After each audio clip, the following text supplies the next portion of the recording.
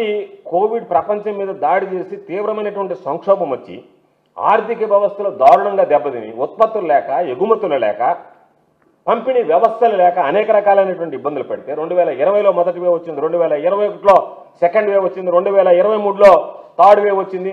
వాటినన్నింటిని భరించి వాటికి సంబంధించినటువంటి నిధులు ఖర్చు చేసి వాటిని కంట్రోల్ చేసి వ్యాక్సినేషన్ వేసి జగన్మోహన్ రెడ్డి గారు ఎంత మెరుగ్గా పనిచేశారనేటువంటిది ఆధారాలు కూడా ఈరోజు ప్రజల ముందు పెట్టాల్సినటువంటి అవసరం వచ్చింది. కాబట్టి చంద్రబాబు నాయుడు కన్వీనియంట్గా నీకు అవసరమైనటువంటి ఫిగర్లను ఇస్తున్నావు తప్ప వాస్తవాలను నువ్వు వక్రీకరిస్తున్నావు. అంతవరకు చూపించి వదిలేస్తున్నాడు. కట్ అండ్ పేస్ట్ లాగా తనకి ఏది అనుకూలంగా ఉంటుందో దాన్ని మాత్రం చూపిస్తున్నాడు.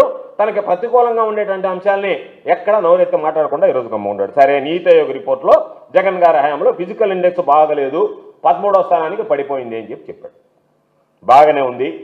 ఈరోజు ఆ ఒక్కసారి చూస్తే జగన్మోహన్ రెడ్డి గారి హయాంలో 2014-19 మధ్య చంద్రబాబు నాయుడు హయాంలో 13వ స్థానంలో ఉంది. 2022-23కి వచ్చేటప్పటికి మరలా 2021-22 దగ్గరకు వచ్చేటప్పటికి 13వ స్థానంలో ఉంది. అంటే ఇది మనం ఇచ్చింది కాదు, నీతి ఆయోగ్ ఇచ్చినటువంటి నివేదిక ప్రకారమే.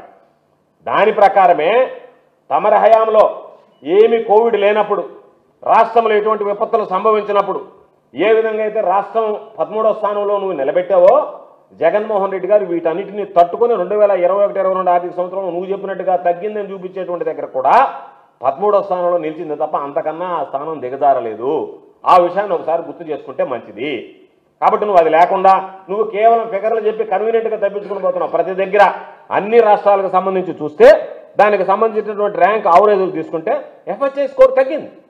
తగ్గిన దాని ప్రకారం చూసుకుంటే నువ్వు ఎఫ్హెచ్ఐ స్కోర్ తగ్గిందని చెప్పి కన్వీనియంట్గా చెప్పి వెళ్ళిపోతున్నావు తప్ప ఆ తగ్గింది ఎక్కడ తగ్గింది అనేటువంటి దాని మీద నువ్వు మాట్లాడలేకపోతున్నావు. కారణం ఏంది? అక్కడ నువ్వు 13వ స్థానంలో ఉన్నావు, విపత్తులు ఏమి లేకుండా ఉన్నప్పుడు.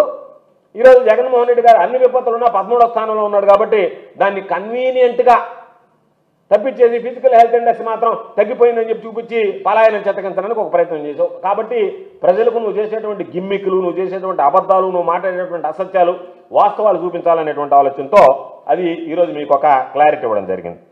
దాని ప్రకారం ఒకసారి చూస్తే చంద్రబాబు నాయుడు ఒక మాట చెప్పాడు. 2014-19 మూలధన వ్యయం మీద కూడా చంద్రబాబు నాయుడు పచ్చి అబద్ధాలు మాట్లాడాడు. ఒకసారి అది కూడా పరిశీలిద్దాం.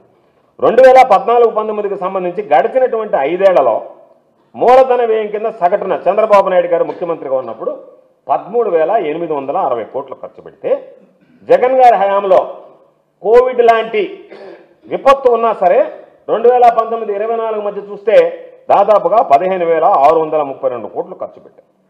ఇవి మేమిచ్చినటువంటి లెక్కలు కాదు, కాకి ఇచ్చినటువంటి నివేదికలో ఉండేటువంటి లెక్కలు.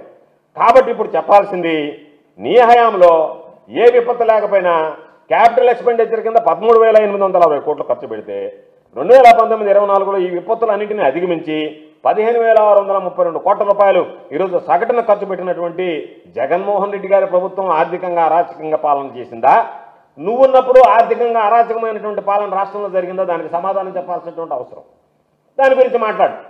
ఓన్లీ ఫిగర్లు చెప్పి వదిలేస్తాడు. ఆ చివరిలో 2022-23కి వచ్చేటప్పటికి 7,244 కోట్లు అని చెప్పి గమ్ముగా వదిలేస్తున్నాడు తప్ప నీ యావరేజ్ ఎంత? నువ్వు 2014-19 మధ్య నువ్వు ఉన్నప్పుడు క్యాపిటల్ ఎక్స్పెండిచర్ ఎంత?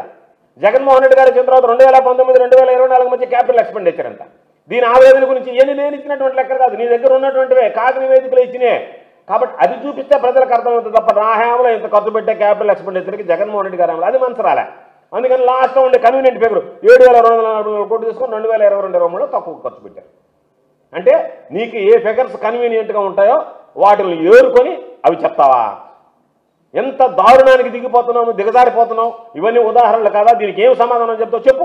రేపు ప్రెస్ మీట్ పెట్టి లేదా మీ వాళ్ళ చేత మీ ఫైనాన్స్ మినిస్టర్ చేత ప్రెస్ మీట్ పెట్టించి ఇది కాదు, ఇది వాస్తవం కాదనే మాట చెప్పించలేవు. ఎందుకంటే ఇది కాదు ఇచ్చినటువంటి నివేదిక, నీ దగ్గర ఉన్నటువంటి మేము సృష్టించినటువంటివి కాదు ఇవి. కాబట్టి దాని గురించి మాట్లాడేటువంటి పరిస్థితి లేదు. వాళ్ళు ఒక్కొక్కసారి 9 నెలల కాలంలో 2024 నుంచి 2025 వరకు చూసుకుంటే నీ 9 నెలల కాలంలో నువ్వు తెప్పినటువంటి అప్పులు ఎంత? 73,635 కోట్లు. వాస్తవమా కాదా? నువ్వు అధికారంలోకి వచ్చిన తర్వాత నువ్వు తెచ్చినటువంటి అప్పులు 73,635 కోట్లు. నువ్వు పెట్టినటువంటి మూలధనం ఖర్చు ఎంత? 8,895 కోట్లు. జగన్మోహన్ రెడ్డి గారు 2022-23 ఆర్థిక సంవత్సరంలో 67,985 కోట్ల రూపాయలు తెస్తే దాదాపుగా 7,300 కోట్ల రూపాయల మూలధనం వ్యయం చేశారు. అంటే అవకాశం లేనప్పుడు క్యాపిటల్ ఎక్స్పెండిచర్కి ఎవరు కూడా ఏదైనా చేయాలంటే, ఏదైనా కట్టాలన్నా, ఏదైనా చేయాలన్నా కనీసం ఎవరు రానటువంటి రోజుల్లో కూడా నువ్వు పెట్టినటువంటి ఈ రోజు నువ్వు పెట్టినటువంటి క్యాపిటల్ ఎక్స్పెండిచర్ కన్నా విపత్తు సమయంలో జగన్మోహన్ రెడ్డి గారు క్యాపిటల్ ఎక్స్పెండిచర్ ఎక్కువ పెట్టాడు. ఇది వాస్తవంగా కాదా? దాని గురించి మాట్లాడేటువంటి పరిస్థితి లేదు. మళ్ళా నిన్న ఆయన ఆర్థిక శాస్త్రవేత్త, ఎంఏ ఎకనామిక్స్, ప్రపంచ దేశాలని చుట్టొచ్చినటువంటి వాడు ఆర్థిక శాస్త్రాన్ని అవపోసన పట్టాడు. బహుశా నాకు తెలిసి అంత అవపోసన పట్టినటువంటి వాడు ఎవడో ఉన్నాడు ఆర్థిక రంగంలో. అంత పెద్ద స్థాయిలో ఉండేటువంటి ఈ ఆర్థికవేత్త నేను ఒక కొత్త నిర్వచనం చెప్పాడు. అప్పుల మీద చెల్లించేటువంటి వడ్డీ వృద్ధి రేటు పెరిగితే అది జిఎస్డిపి కన్నా అధికంగా ఉంటే రుణాల లభ్యతకు సంబంధించినటువంటి ఆ స్థిరత్వం, స్టెబిలిటీ పూర్తిగా కూడా క్షీణించినట్టేనని చెప్పి ఆయన కొత్త భాషను చెప్పాడు. రైట్, నువ్వు చెప్పిందే తీసుకుందాం. రుణాల మీద కనుక పెరిగితే, వృద్ధి రేటు పెరిగితే జిఎస్డిపి కన్నా అది రాష్ట్రానికి మంచిది కాదు, రాష్ట్రం యొక్క ఆర్థిక పరిస్థితి క్షీణించినట్టు అని చెప్పి కొత్త భాషను చెప్పావు. నువ్వు చెప్పినటువంటి దాన్ని ఒప్పుకుందాం, నువ్వు చెప్పిందే తీసుకుందాం. నువ్వు చెప్పిందే అది కొత్త భాష్యం చెప్పావు, నువ్వు కరెక్టే. కానీ నువ్వు చెప్పినటువంటి దాన్ని పరిశీలిస్తే ఒక్కసారి వాస్తవం చూస్తే 2013-14లో రాష్ట్రం విభజించినప్పుడు 4,64,272 కోట్ల రూపాయలు ఉంది జిఎస్టీ. ఆ తర్వాత వడ్డీ చెల్లింపులు 7,488 కోట్ల రూపాయలు వడ్డీ చెల్లింపులు ఉన్నాయి దాని మీద, ఇంట్రెస్ట్ పేమెంట్. ఆ తర్వాత 2018-19 మధ్యకి వచ్చినప్పటికీ రాష్ట్ర జిఎస్డిపి ఏమో 8,73,720 కోట్లకు పెరిగింది నీ హయాంలోనే. కానీ ఇంట్రెస్ట్ పేమెంట్ ఎంత పెరిగింది? 15,342 కోట్ల రూపాయలకు పెరిగింది.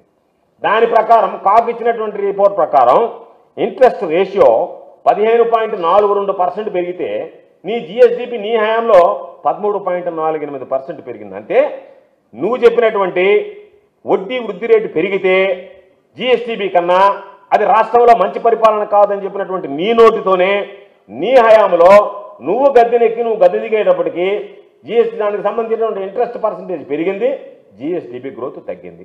దీనికి ఏమి సమాధానం చెప్తావు? ఇది అరాచక పాలన, అది ఒప్పుకుంటావా? 2014 ముందు నేను చెప్పినటువంటి విధంగానే గతంలో నేను పరిపాలించినటువంటి 5 సంవత్సరాల్లో నేనే అరాచకమైనటువంటి పాలనకు శ్రీకారం చుట్టా, అరాచకమైనటువంటి పాలన రాష్ట్రంలో జరిగింది. కాబట్టి దానికి నేను బాధ్యుడిని అని చెప్పేటువంటి మాట నీ నోటికుండా రాకుండా నువ్వు కొత్త అని చెప్పడం, అవి తీరా చూస్తే నీకు అన్వయించుకునేటప్పటికీ నువ్వు తప్పించుకుని పారిపోయేటువంటి పరిస్థితి. ఈ ఫిగర్ కాగ్ ఇచ్చినటువంటి figure. Subscribe to Social TV Telugu for more videos. Hit the bell icon for faster updates.